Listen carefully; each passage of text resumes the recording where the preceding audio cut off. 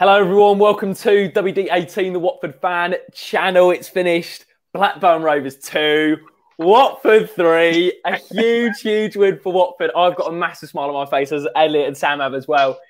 That is a huge win. Again, like the Derby game, we didn't make it easy for ourselves. I think, don't know what the lads were doing for the last 5 minutes or so, but I was behind my sofa. My heart was pounding. I think I broke a few heart rate monitors. It was a really nervy last few minutes or so, but Watford have come away from Ewood Park with a 3-2 win. That's now 4 wins on the bounce, 12 points out of the last 4 games. Huge, absolutely huge. We're going to cross over to Sam first for your reaction, mate.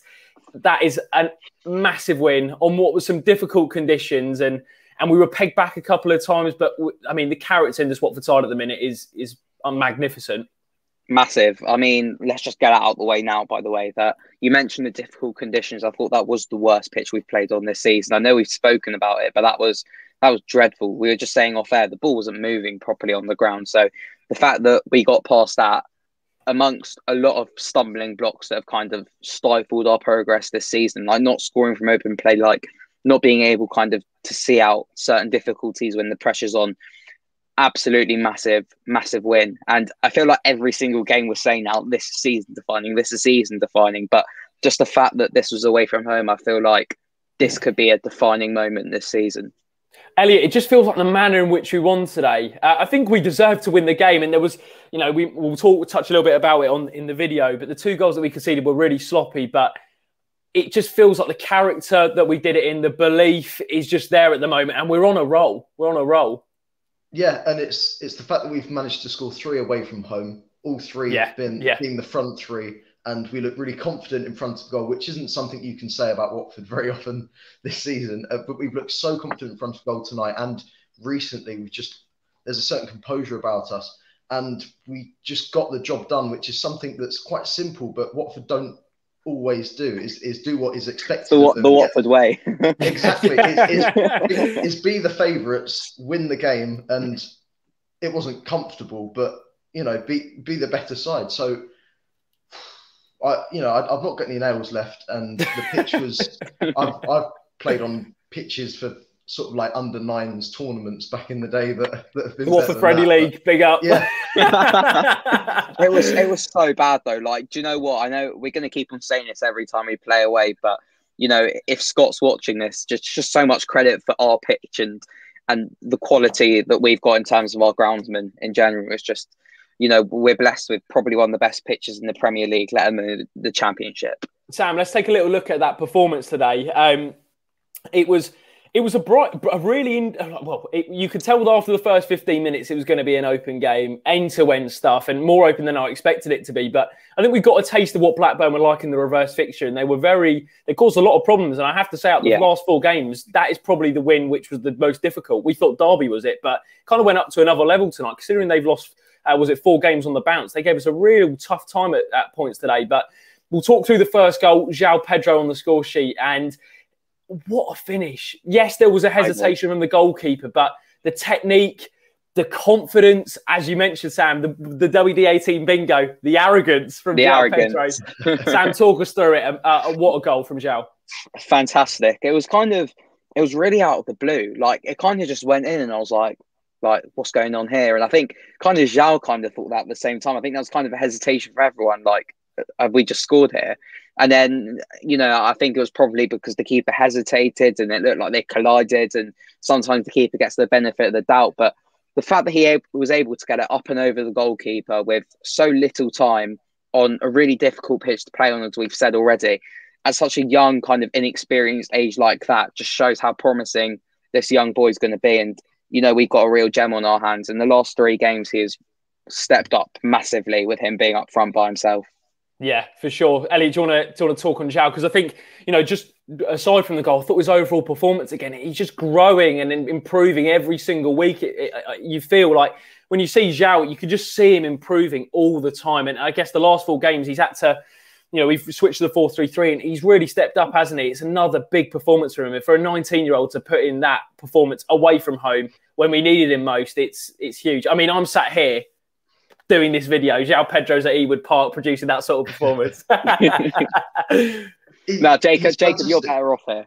No. Up, João. Si, senor.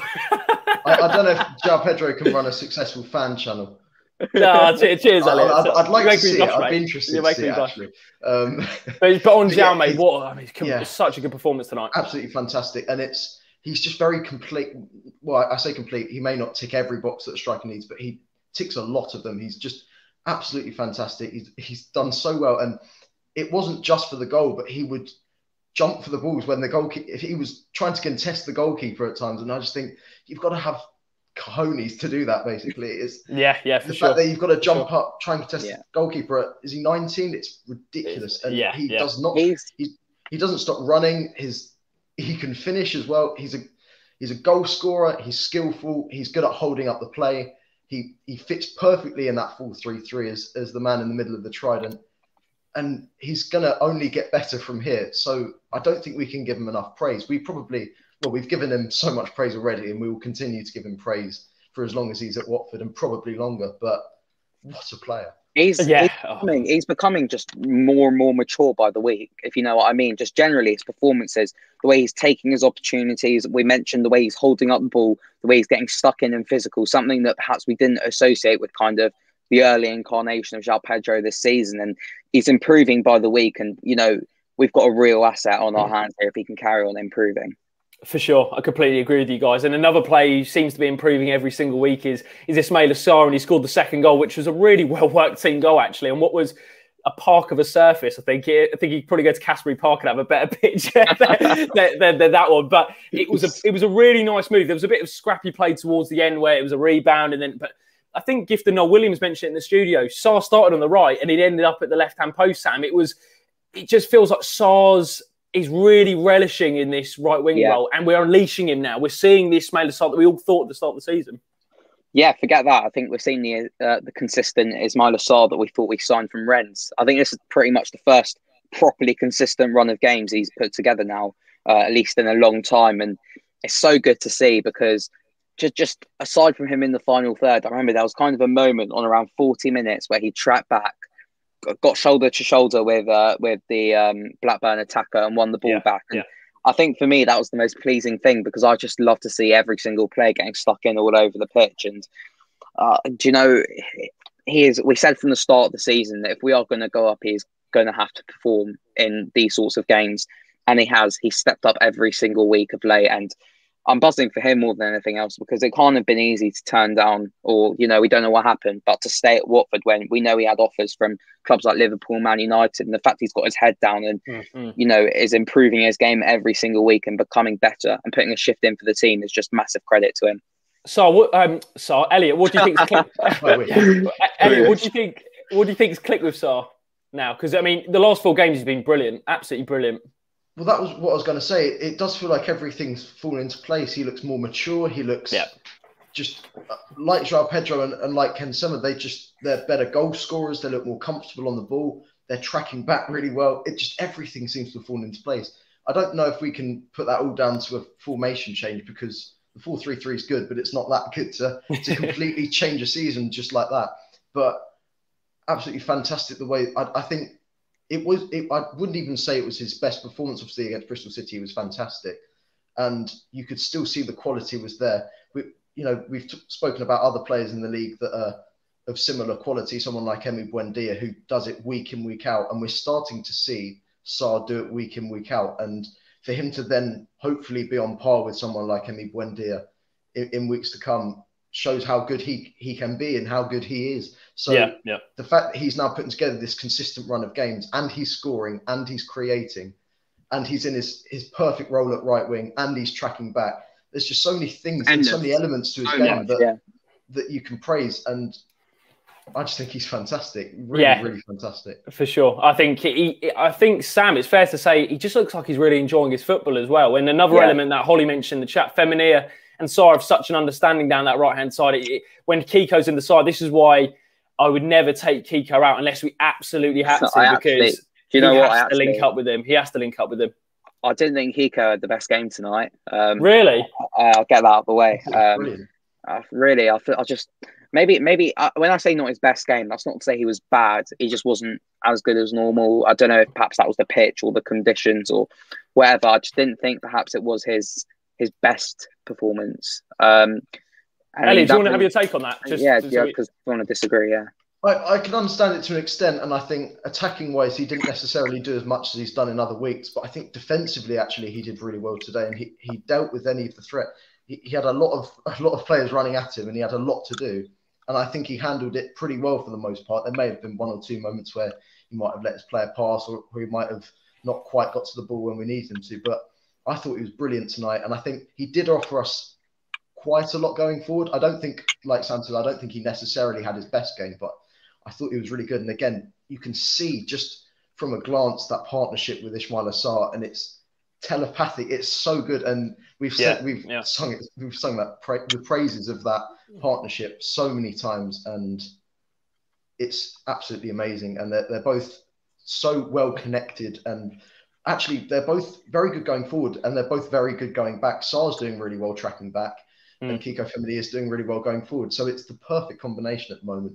And I think Messina and Sema, generally have been good this season as a partnership too when they've played together. But they've got to maybe take a look at the other side and maybe see if they can add any of that to their game, because it's a fantastic partnership. Yeah, I have to admit, Sam, I'd side with Elliot on the Kiko subject. I think it was a different game from what we've seen from Kiko.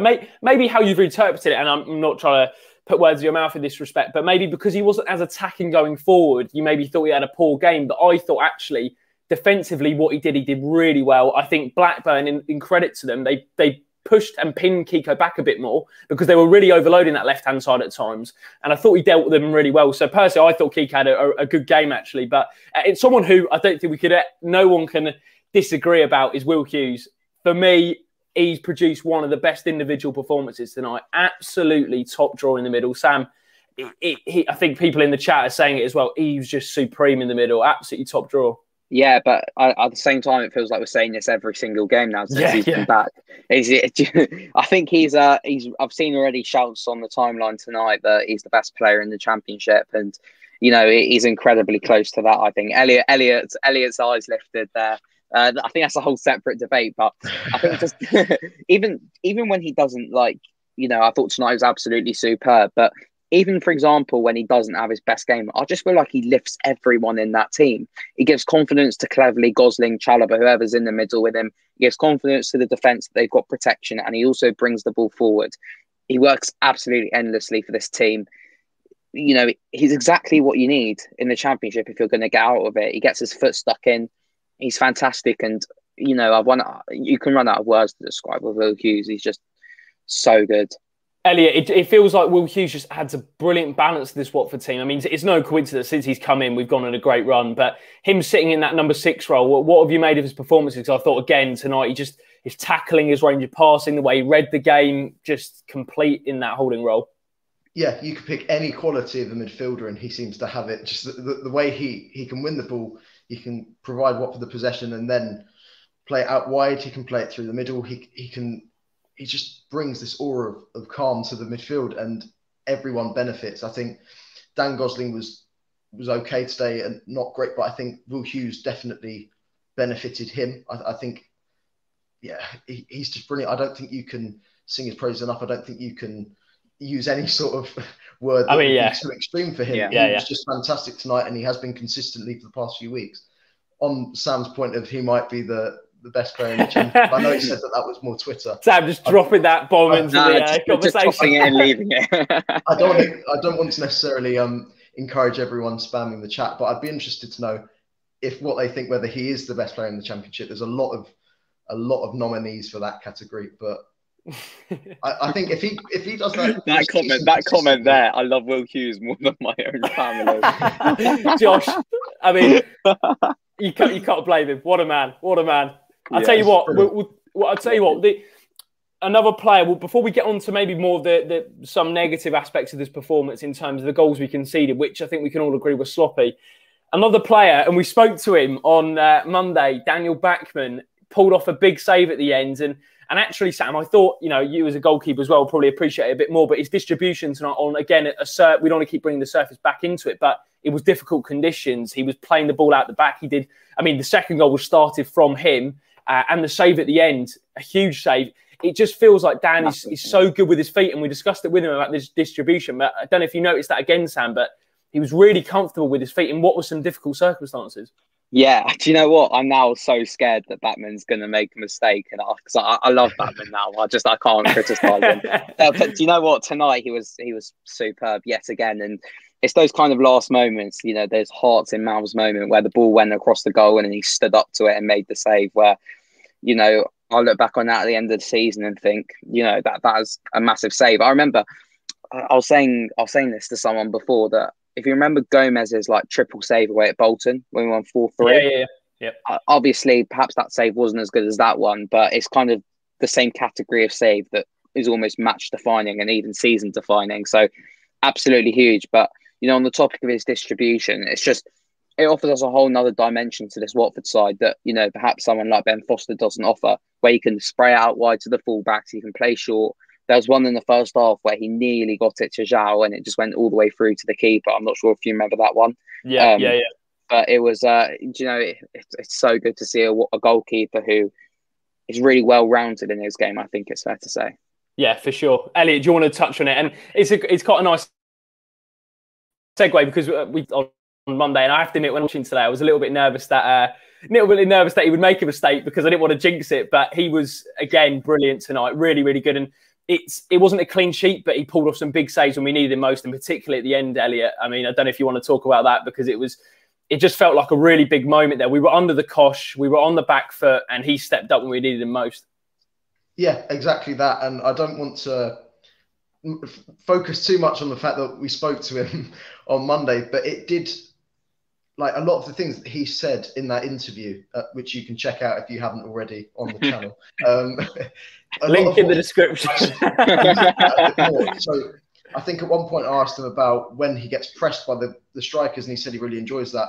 And Adam Armstrong's a very good example of a striker that will press a goalkeeper. And we were talking about the pressure that has. And I didn't really feel worried when he was, and I do sometimes with Foster, and I did with Gomez in the past.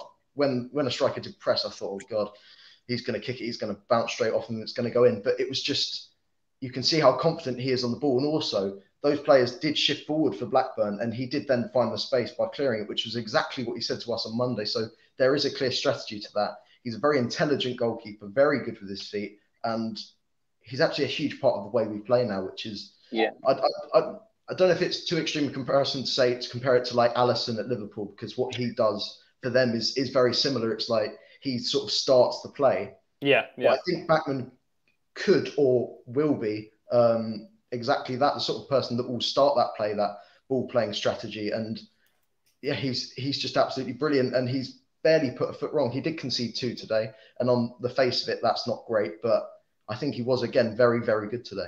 Yeah, we'll touch on, just as you mentioned that, Elliot, we'll touch on the back line today. It was a little bit leaky, I think, at times, we can all admit. Sam, that first goal, we're 2-0 up, we're cruising. If there's one frustration from this Watford performance tonight, is that we didn't make it easier for ourselves, because towards the end of that first half, you're thinking, right, just get to half-time, get into the dressing room 2-0. But there was a mistake from Messina. Sirialtas kind of wafted his leg at it, but I think it was, who would you maybe say is culpable for that? Was that Messina or Sirialta, do you think? I think it has to be Messina, because, you know, it's such a kind of an old school phrase, but if in doubt, get it out. And he didn't do that, unfortunately, and we got punished for it. I think perhaps Sirialta's positioning was questionable, perhaps not fully sharp coming back into the team. But, you know, it's a really difficult one with Messina, particularly because I feel like we've been saying for a couple of weeks now that we need to allow him to get back to full fitness, because at the start, I felt we kind of rushed him back because we just needed a left back in there. But I kind of feel like he's close to being back to his best. Do you not think he's fit, Sam? It's not a case of I don't think he's fit. I just don't feel like he's... There's just something missing with Adam Messina at the moment. I can't explain it, but there was a period last season where he was playing so well under Nigel Pearson just before the lockdown. And that was like peak Adam Messina. And for some reason, he just hasn't been able to hit those heights again. And I don't know whether it is a fitness problem or whether he's still adjusting to the Championship or whether it's our style of play. But for some reason, he just looks shaky. At times, he just hoofs the ball long when he can pass it short. And I think tonight, hopefully, will be a wake-up call for him. But it's a difficult one with Messina because I don't really want to be too harsh on him because, he's pretty much our only left-back. Elliot, for you, just on Messina, I think we discussed it on the channel about how he was rushed back. I think in his fitness, in his injury recovery with his Achilles injury. I think he was expected to come back. Was it mid-February? Was it actually about now? Yeah. So it was expected to come back about now. And there was one point in the second half, Elliot. I don't know if you noticed it. We were trying to play on the break, and Messina made a run down the left-hand side, and the space was there, and he stopped and just was hesitant. He didn't want to go forward that much. Now, I don't know whether that's the link up with Sema that's lacking. I don't know whether that's his confidence. I don't know whether that's fully fit. But I have to side with Sam in that respect. There does seem to be something a little bit missing with Messina at the moment. Yeah, I think defensively he's very good. I think defensively today he wasn't very good, ironically. But it does feel like there's something missing. I do agree with Sam, and I agree with you on that because, I don't know if it's a fitness thing. He's not the same fullback as Kiko Femini. He's not going to make these long runs and overlapping runs past Sema. And I don't think the dynamic between Messina and Sema is the same. For good or bad reasons, I just don't think it's the same because Sema's not quite as far forward a winger as Sarr. And I think the dynamic is different there. But it does feel like something's missing. His passing today wasn't great. I don't think he tracked his man particularly well. I feel like it's not a one-off necessarily because we've seen it a couple of times now. Yeah. But I do feel like it's one of those things that will get ironed out naturally, and he will be back to his best soon. I don't know if he has had a run of games, so I wouldn't say it's necessarily having a run of games, but it's more just being fully fit, having the squad play to his strengths, and basically being back to his best, as Sam said. I think we know what it's like to not have a natural left back in the team because we didn't have one in the team for about 5 months, and it was carnage at times to play without a natural left back. So we do know what he does offer us, and we do know the best of Adam Messina because we've seen it in glimpses this season already. So, I'm definitely not counting him out yet. I think he's a very, very good left back at times, and he's just maybe in a bit of a dip in form right now. And I think he'll be back to his best soon. But we'll never know with the Championship. Anything could change. Very true. Very true. I think there was that goal was a little bit sloppy, and Sam, the second goal, if we're going to touch on that as well. I mean, it made it really nervy towards the end. Ken obviously scored at the other end, and I thought Ken had quite a quiet night again, actually. But he scored that goal. Really weird night for Sema because I was coming on here. I was just thinking of at half time. I was thinking of coming on here, and I was just going to say, another quiet night from Ken. Perhaps we should have rested him. And I thought even still, even though he scored and it was a really good finish, I just thought occasionally he could have done a bit better before he came off in terms of, going more into challenges or perhaps tracking back a bit more. But, he ended up scoring the winner, and that's what goats do, I suppose. The Swedish King Ken. The legend. It was. I have to agree with you, Sam. It was a quiet night for Ken. He's had a couple of quiet nights with him. It might be a case of rotating it at some point. Not because, it was a really nice finish, actually. He did really well. But it was another quiet performance. But Zinkernagel came on, but it was that last 10 minutes or so that was nervy. It was squeaky bum time, wasn't it? But I think it was Ben Wilmot, wasn't it? The corner lost his man. He's got to mark him better there, Sam. Do you think? Yeah. There's quite a few not quite a few culprits, but Ben Wilmot was the one we can focus on. I thought perhaps Backman, probably his only weakness to his game is he doesn't really command the box from corners too well. Wilmot shouldn't have left his man like that, and perhaps other players could have trapped runs, but.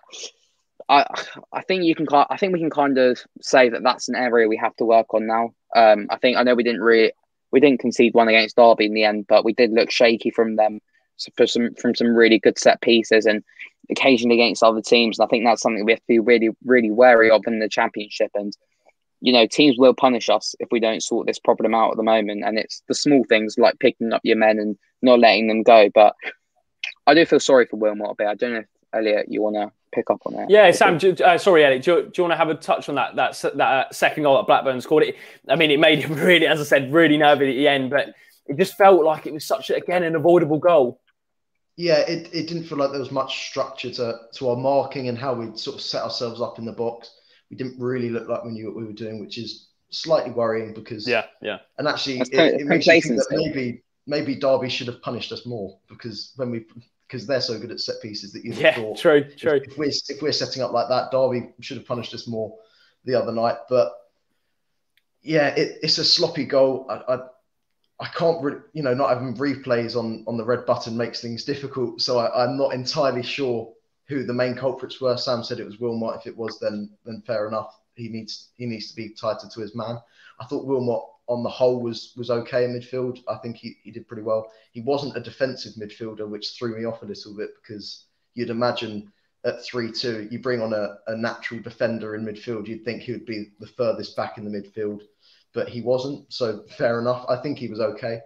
And yeah, going back to the goal, I think it should be a one-off because it is just a sloppy mistake. Yeah, that sort of thing can be. I think maybe that's the result of not having much training, not much time on the training field recently because of so many games, and something that maybe the international break or something like that can fix because we can then get plans in place for set pieces and things like that we can prevent in the future. So hopefully that'll be the case. Yeah, for sure. On a more positive note, Sam, it feels like this Watford team, and correct me if I'm wrong, it just feels like we've got a bit of an identity back with our team. We're setting up with the last 4 games, we've gone with the 4-3-3. We've gone with high intensity. We've gone with high pressure.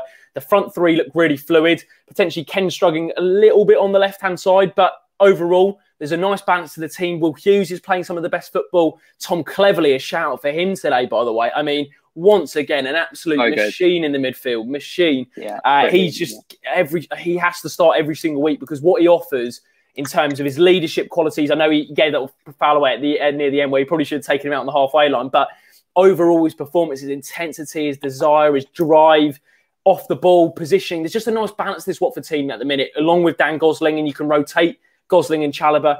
But overall, it just seems to be clicking at the moment. And for you, Sam, as a supporter, do you feel like you've got a bit of an identity back with this Watford team? Because I remember after the commentary game on the 6th of February, we were sitting here thinking, we don't have an identity at all. We have no structure going forward. Defensively, we look sloppy. And it feels like we've got that back now. I don't know what you think of that sort of point about the identity thing.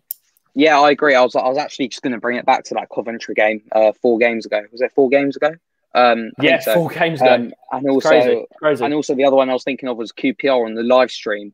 We were sat here going, we got no style of play. It's just, the defence, the attack, long balls over the top, and it was difficult to watch. But now, while I need to specify, this is by no means the finished product. We are far from perfect, and I think tonight really showed that. I think the last 10 minutes against Derby really showed that. But I think the foundations that we've got now of a team who are actually digging in there, putting a shift in, my language, but putting their asses on the line effectively, it's important to have that as a foundation because, as I say so many times, in the Championship, it does not matter how good you are.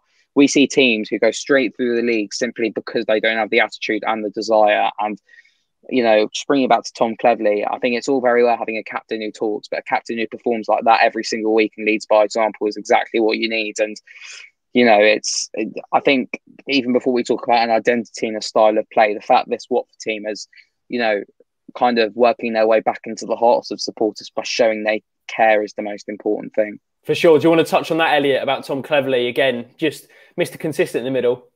Yeah, he's brilliant. And again, I don't want to reiterate what I've said about him in weeks gone by, the same way I don't want to reiterate what I've said about Hughes and Sarr and all of these players that are performing to such a high standard in the past few games. And it does feel like after Coventry, that's when everything changed. And it's weird that everything is just switched. I don't know if it is due to the 4-3-3, but since the 4-3-3. But Tom Cleverley is led by example. He's a fantastic captain from what we see on the pitch, and he's really putting in the work. I'd love to see how much ground he covered in that game and pretty much in all of the games, because he's just, you'd think he was 20, 21, like this hungry young player, because he covers so much ground. He does so much work off and on the ball, and he's everywhere. So do you know what it reminds me of? It's like, in like primary school in PE lessons, you've always got that one kid who just chases after the ball, like doesn't know anything about football, just chases after the ball.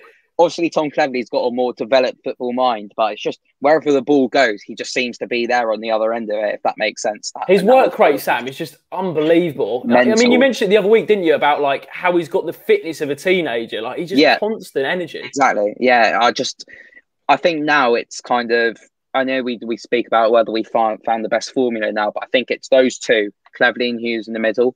I think if we keep those and pretty much build around that, perhaps Sarr and João Pedro as well, keep in there, build around that, and I think we'll be fine come the end of the season.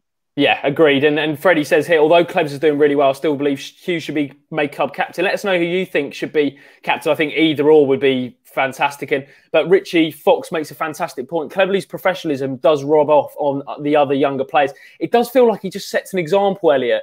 Every single time, you know what you're going to get with Cleverley, a minimum of a 7 out of 10. You're going to get the work rate, the intensity, the tempo. Do you think that that's a very valid point from Richie Fox in the comment section about how it's rubbing off maybe on the likes of, I know, Sarr, João Pedro? These players are really stepping up now, and it feels like Cleverley setting the example. 100%. I think Cleverley is the perfect captain. I can understand calls for Hughes to be captain because he is a very good player, and I don't think it's necessarily down to that. I think Tom Cleverley knows that he's not the most talented player on the pitch, but I actually think he's still very talented, and he does lead by example. He does clearly set an example to the younger players and to the other players in the midfield. And where we say Hughes improves both Chalobah or Gosling and Cleverley, I think Cleverley also improves the other midfielders in a different way, but also just improving them by being there and being alongside them, because he does. I think from my own perspective, if I played in a midfield alongside Tom Cleverley, I'd want to run more. Just watching him cover that much ground, you would want to just run through brick walls for him. Yeah, you would. I just think he's got an intelligence about him. He's got the work rate, and I think performance-wise, this is the best we've seen of him in a long, long time at any club. So you can't really give him enough praise for how well he's doing. He sets an example that I don't think any other player can at Watford. I just as well, I just want to just a bit of a topic here. I just want a massive well played tonight for Andre Gray. When he came on, I thought he did really, really well. Got us up the pitch, kept the ball in the corner a couple of times. There was one I thought it should have gone out for a corner, but it got given as a goal kick. But I don't think we're probably not going to see Andre start that much now for the rest of the season. But if he's going to come on and hold the ball up like that with 5 minutes to go now, we're trying to see out a game. I've got no objections to that. It did really well. Yeah, I was going to say on that, I think I've criticised Watford a lot this season for not having a plan B, and I think although Andre Gray isn't necessarily, he's not scoring as much as we'd like him to, he is a plan B in a sense, and I think there is now a clear plan B at Watford, and it's things like bringing on Zinkernagel in the middle. He's clearly not playing in a 4-3-3 when he comes on. He did later play in the 4-3-3, ironically, on the left, but he was in the attacking midfield role, and then it changes to a 4-2-3-1. That's a plan B in itself. And then he goes out on the left and Gray goes into the middle, and there are little partnerships there, and Gray's done very well off the bench. So I think there are now clear contingency plans at Watford for any situation, and I think that's probably a testament to that week of training that they had to work on things, because Xisco actually said in his press conferences that they were looking to create new plan Bs, new backup systems and different things that they can revert to. And I think there's just a clear method here that they know what to change to in a situation where they're winning or where they're losing, or where the situation is like it is. It's 3-2, pitch isn't great, and you don't really want to have too much of the ball, because if you've got too much possession, there's a potential that you're going to get pressed. So I think there's just a clear plan B, which we've been crying out for ages. And I think that's also why things have clicked so well. Yeah, and I think Kushal says the point, got much better depth now who can play different positions. Elliot, just to kind of reinforce that point, for the first few times this season, we've had a bench which has had real strength on it, I think. Real strength. Yeah. I mean, we've had to chuck in under 23 players, haven't we, this season? And it feels like we've got the plan B. There's an element that if it's not going the way we want it to, we could bring on Zinkernagel, Andre Gray, who I agree with Sam, actually, I thought did really well when he came on. There is a plan B now. And I think we've got to give credit to Xisco, the fact he's created that. He's created that at one of our lowest points this season at Coventry away. Even though it was a draw, we all came away thinking, like, where are we going from here? Like, where are we going? But he's completely stripped it back. He's gone 4-3-3. How much credit do we have to give to Xisco? Yeah, I'm glad they gave him the extra week after Coventry now, because who knows what could have happened if Watford pulled the trigger early, yeah, I think a lot of credit does have to go to him. I don't think it solely has to go to him because the players have clearly stepped up and realised that things weren't right and have amended that. So I think a lot of credit needs to go to them as well. But I think, like you say, there is the plan B. The bench does look stronger than ever and everything seems to be planned out. And that's the thing sometimes with Watford, you do think, oh, what's the plan here? What's he trying here? What's going on? But here you can actually see, right, so he brought Zinchenko to change things, change the system, move him into an attacking midfield position. Right, he's taken Semmer off for Wilmot. You can tell Wilmot's moving into the midfield, so then Zinchenko will naturally go out. Like, you can see that there is a clear, mapped-out strategy here from Watford, and there are backup options. The bench is strong, and I think a lot of that is down to giving Xisco time to work with the players, go through things in training on the pitch, and I think it's made a huge impact. Sam, I wanted to get your thoughts on Xisco. I think Elliot makes a really, really valid point about after Coventry, we were sat here. I think I did the video with Sunday night with Shayna, who's watching tonight. And hello to Shayna. Hello to all of you who are watching tonight. And we said, I think you even said it yourself, Sam, Xisco was on thin ice and he has turned it around in the last 4 games, 4 wins on the bounce. Some huge performances, two home wins, 2 away wins, which is the most crucial thing. That's been the difficult point for Watford this season. But how much, actually, same question, how much credit do we have to give to Xisco for completely changing our fortunes in the last 4 games? As Elliot mentions, the players take responsibility, but how much credit do we have to give to Xisco?